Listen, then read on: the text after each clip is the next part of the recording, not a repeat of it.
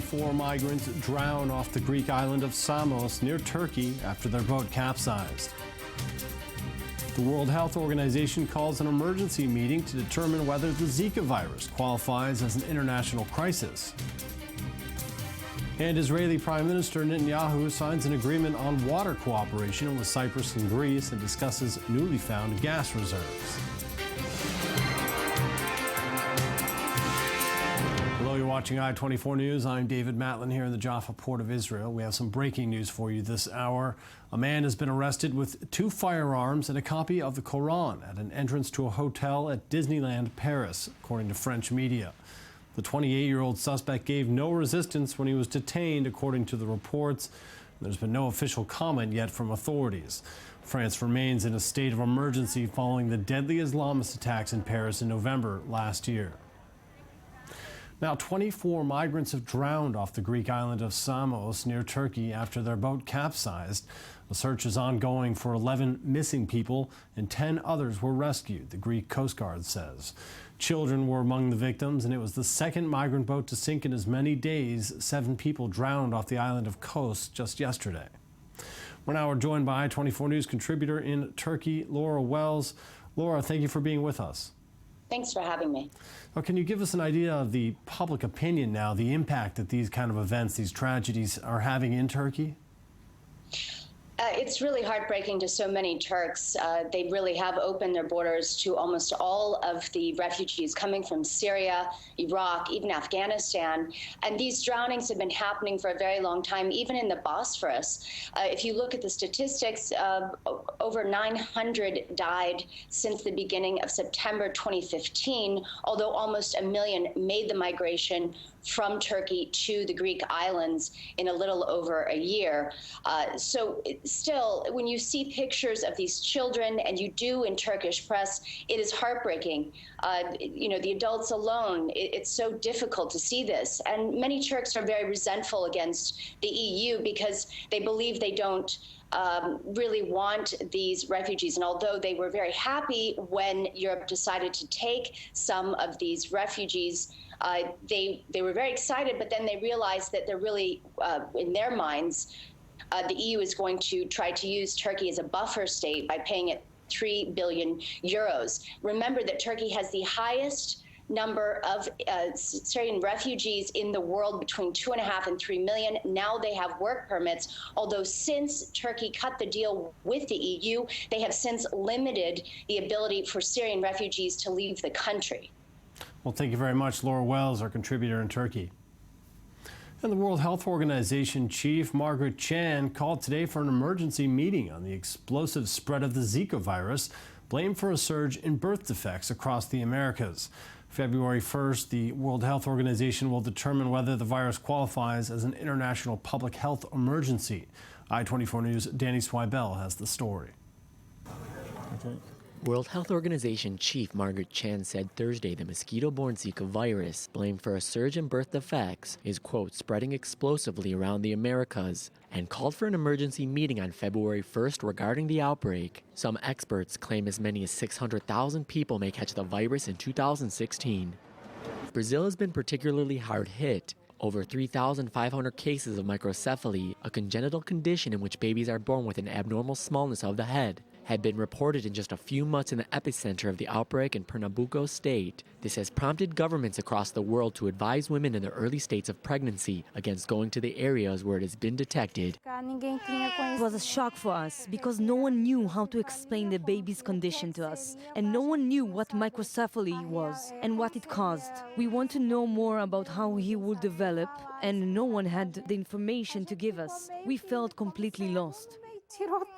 The 33-member community of Latin America and Caribbean states has agreed to launch cooperative actions to battle the ongoing Zika outbreak. Colombian President Juan Manuel Santos and his Brazilian counterpart Dilma Rousseff called for a regional meeting next week to launch a joint battle against Zika that has already infected more than 13,500 people in Colombia. I propose that we should come together around this battle. We are aware, and we will all make an effort and cooperate with technological and scientific research. But we know that the only way to cooperate at this time is by sharing knowledge about the best practices to fight the virus or the latest technologies to fight the virus. The virus that has been detected in 22 countries in the Americas is related to dengue, and as of now, no specific treatment or cure exists. And we were joined on the phone earlier by Professor Eli Schwartz, head of the Tropical Institute at the Sheba Medical Center, with more on the dangers of the Zika virus. Yeah, actually, it's a febrile illness. Febrile illness usually, which comes with a rash, very similar to dengue fever, which is widespread in the world. And for those who are not pregnant, it's another febrile illness. And again, we know about it, about the spread of it from Africa to the Far East for several years. We stopped talking about it about 3-4 years ago. And nobody thought at that time that it's really dangerous more than the other viruses. However, with the recent evidence from Brazil mainly that it caused it has a teratogenic effect on the fetus, that makes a different story. And I think the panic in the world is only due to this fact that it may affect pregnant women. Well, Iranian President Hassan Rouhani met with French President François Hollande in Paris today after receiving a warm welcome on the second leg of his European visit. As in Rome, the Islamic Republic celebrated the signing of a slate of business and export deals, though some clouds hang over the historic trip as Paris called for new sanctions over ballistic missile tests. Addressing a business forum in Paris, Rouhani welcomed French investors to Tehran. On this trip, we bring a message to all investors and economic bodies that they are welcome in Iran. France didn't win, and Iran also lost because of bad politics and the possibility of sanctions. This has never worked in history, and this has always hurt both parties, and it is only through dialogue, agreement and logic, and ideas exchange and compromise that we can both profit. We are convinced that we are creating the start of a relationship. Peugeot Citroën will become the first Western company to sign an industrial business deal with Iran since economic sanctions were lifted earlier this month. The French car maker will invest $435 million over the next 5 years to upgrade its auto plant near Tehran. The business deal will produce 100,000 vehicles a year starting in late 2017, with output eventually doubling. And Greece, Israel, and Cyprus today decided they'll explore the possibility of building a natural gas pipeline to Europe, tapping huge gas reserves discovered in the eastern Mediterranean in recent years, according to leaders of the three countries today. Well, Israeli Prime Minister Netanyahu is in Cyprus for trilateral meetings with the Cypriot president and Greek Prime Minister aimed at boosting cooperation. Our diplomatic correspondent Tal Shalev sent us the following report.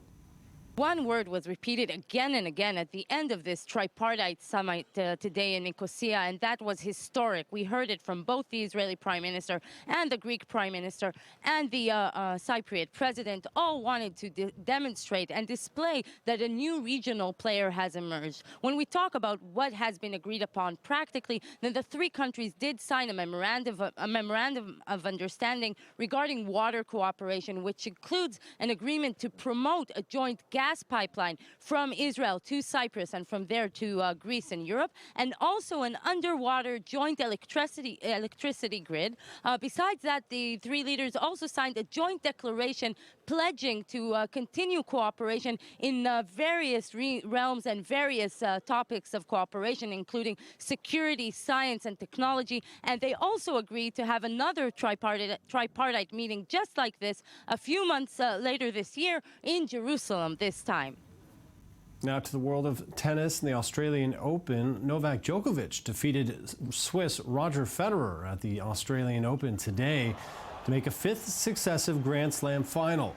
Although Djokovic appeared destined to lose following a two-set lead by Federer, the Swiss tennis player couldn't keep up. Djokovic, the world number one, now bids for a record 6th title at Melbourne Park.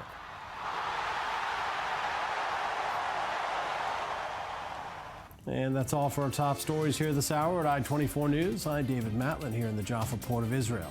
Thanks for joining.